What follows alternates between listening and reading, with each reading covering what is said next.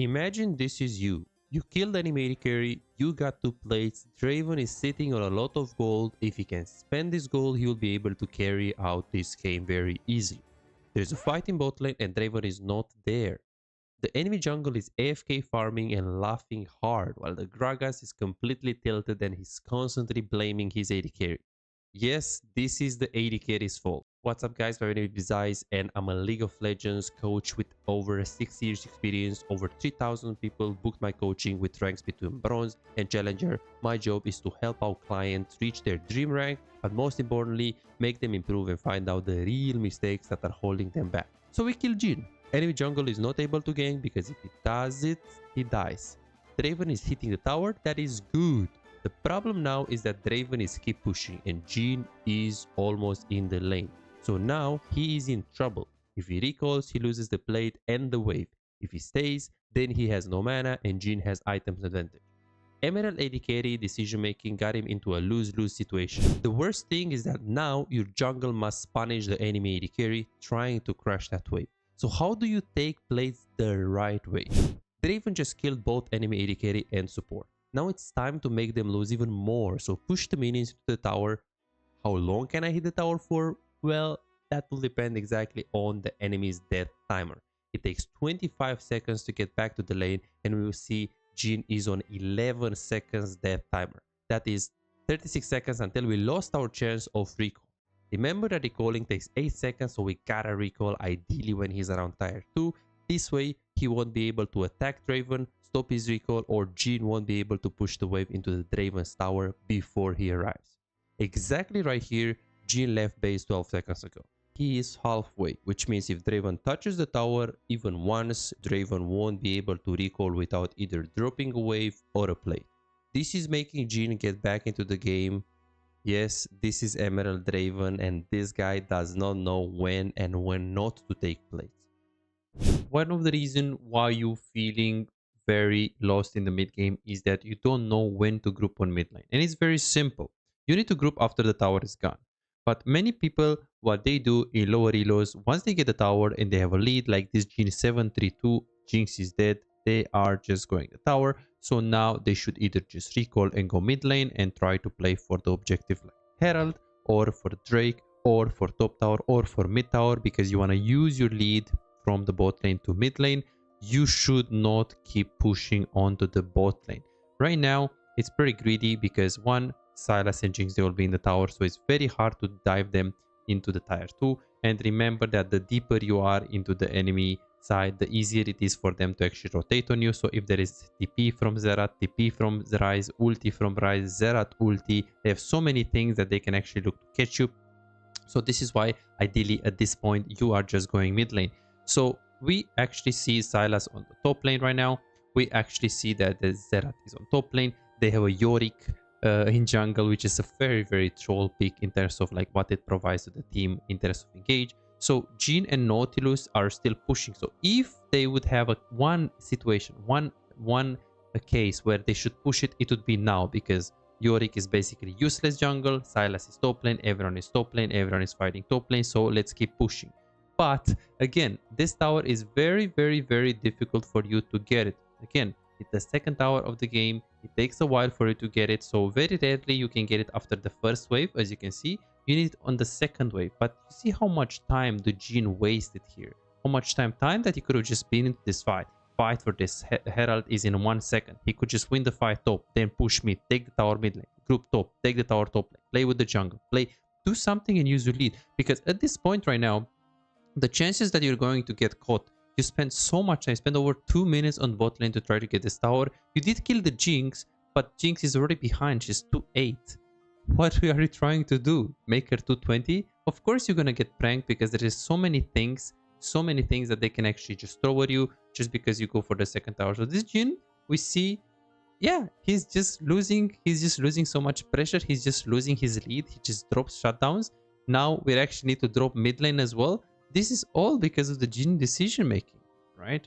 Don't over push on the bot lane on the second tower unless you know for sure you have jungle around or you have your mid lane around. They really can do this. Otherwise, just recall and group mid lane. So this Jhin is going bot lane after he died, he pushes the wave, and the same thing. They should be playing for the mid tower. What is he doing? He is doing the ooga booga. Let me take this tower. Let me be the Yorick. Let me be the split pusher AD carry. He's completely giving up his lead.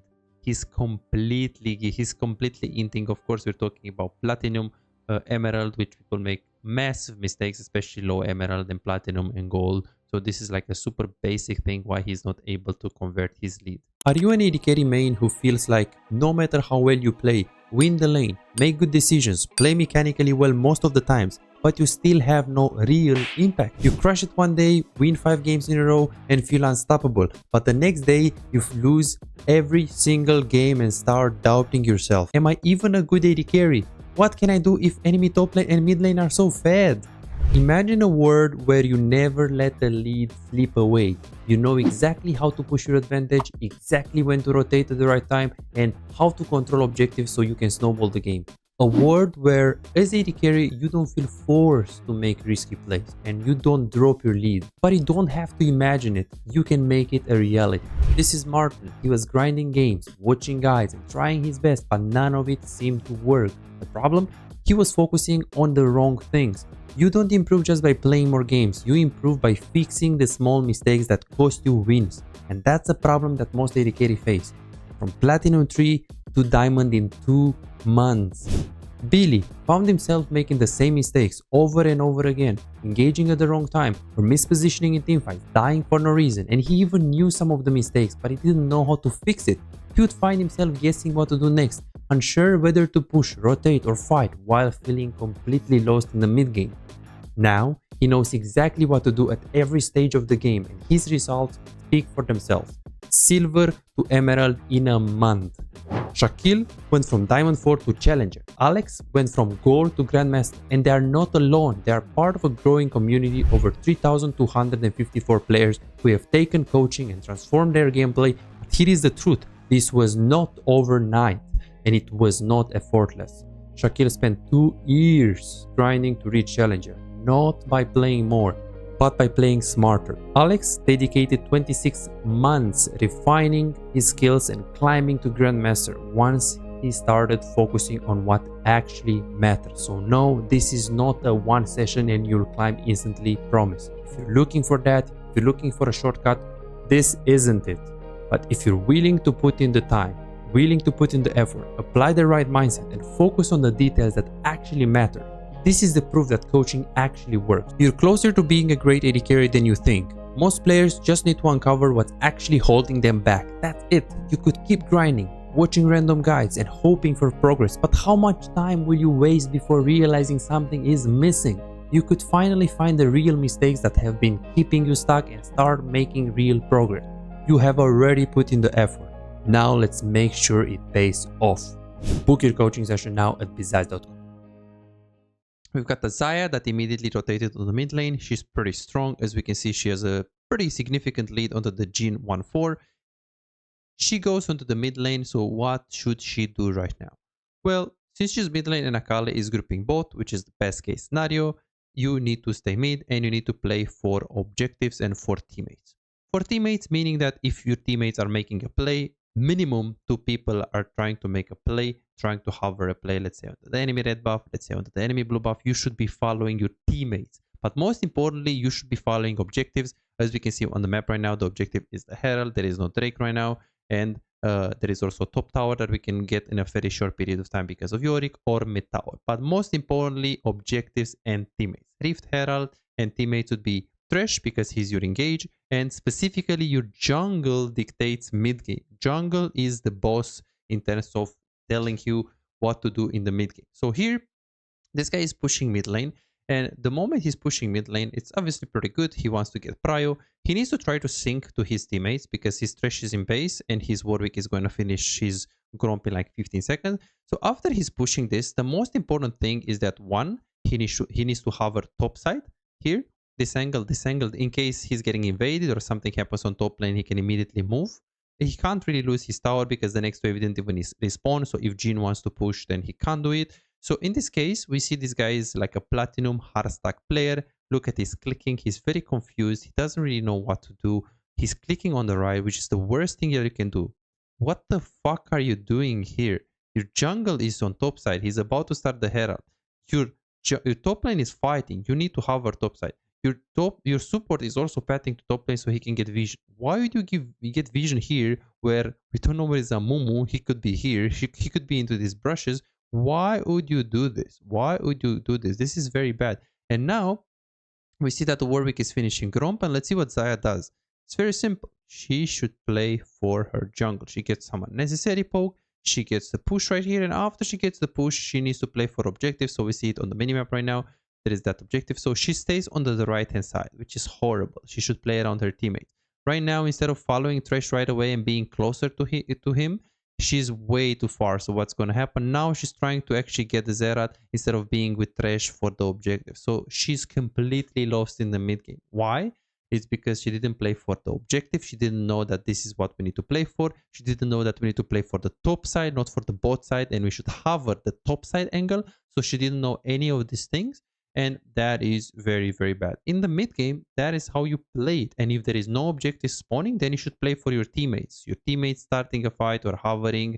And if your teammates are not hovering or they are dead, then you should play for the most important thing that you as AD carry have, the power spike. Look at your gold and recall whenever you have the item, whenever you have a good power spike. Remember, if you are in the mid game, whether you're strong or not, you gotta make sure you still prioritize waves. Minions are super, super important when you play AD carry. So for example, in this case, Jhin is trying to play the game. He's pretty okay in the game. 4-4-5, almost 2 items are here. Vayne is actually pushing on the bot lane. And he stays mid. Since he took the tower, he stays mid. Nothing wrong about that. The problem is that Sylas is actually top lane and Pantheon is also going to top lane. So what do you do if your mid laner doesn't go to bot lane? What do you do if no one is actually catching to bot lane? Well, you're fighting because that's important. You're in a fight. You are trying to do damage, and that's fine. Only problem is, what do you do after this? Because if there is not a high chance that you actually can do something reliable right here, you should immediately go to bot lane. And we see the Vaynes keep pushing. So these minions are going to be completely lost. So unless you know you can trade mid tower really easily, or you can just force a fight right here, which is super unlikely because you just kill them and your Pantheon and Senna can push it, you should be going to bot lane, especially because you prioritize solo XP. Pay attention to the Shen, he's almost level 13, you are level 10 as Jhin, and you're not even behind, you're 4-4-6, you're even, pretty much, with the state of the game.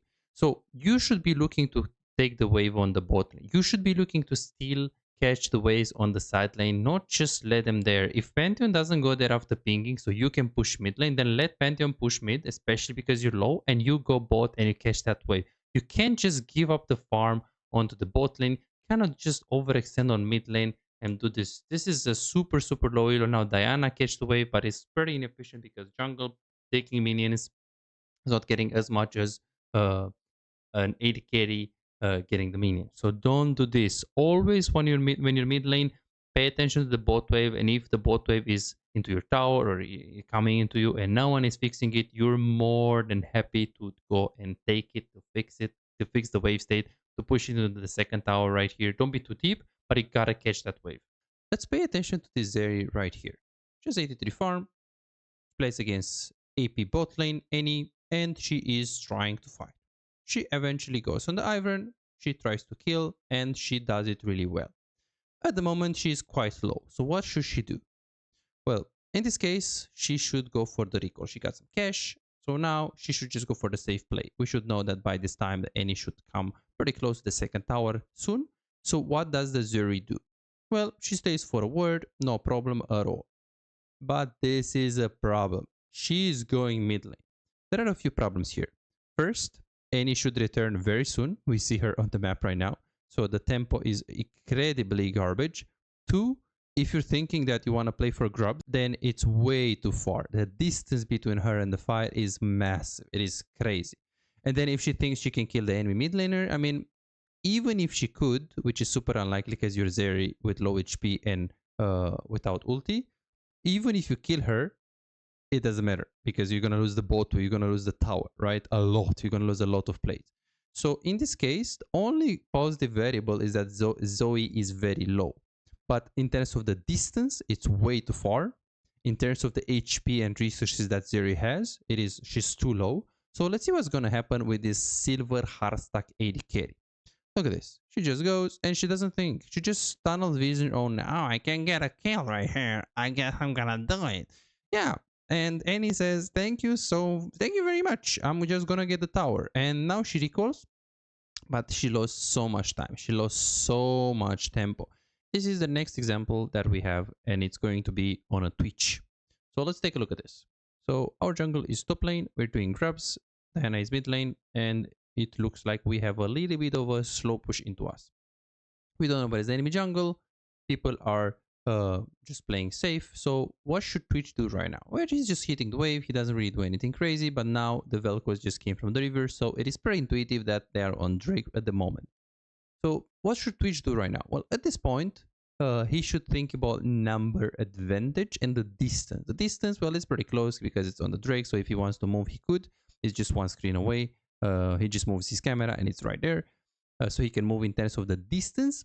In terms of the number advantage, he obviously needs to pan his camera. So we got 1, 2 people, and we see also the guy coming, 3, and Senna is Fog of War. So we've got 4 people there as well. For us, we have Seraphim and Twitch that we're not there yet, and Diana is almost ready to engage. The problem is that our jungle is top lane, and this is, as we can see right now, it is a 3v4 fight. So what should this Twitch do right now? We got the grab stop. What should the Twitch do? Well, so we need to look at this fight. So we see Diana is really in danger. So if you're Twitch right now, what do? You can look to hover. You can look to, just go in and engage. Or you can just look to stay on the wave. Judging on the distance, it's definitely followable. Judging on the number advantage, it's not, because you should know Z is there. And you should know that this is a number disadvantage fight. So you should not follow here. You should not follow in this case. Doing the right decision, or maybe not. Let's see. So there is a fight in the jungle right here. It's definitely too far for her to follow right now. So Kayn is very low. We saw him right now. Senna is pushing the wave. We're starting the Drake, and Senna is pushing the wave. That is very good. Should she follow for the Drake? Well, typically if your teammate needs you, she has enough HP. It is pretty close, so why not? In this specific case, we know Kayn is actually super low. So he mostly either recalled or went to the Herald phase. So what should the Senna do right here? Well, judging of the position of the Kayn, like we know he's really, really low. Judging that they started Drake, so she should consider to actually follow.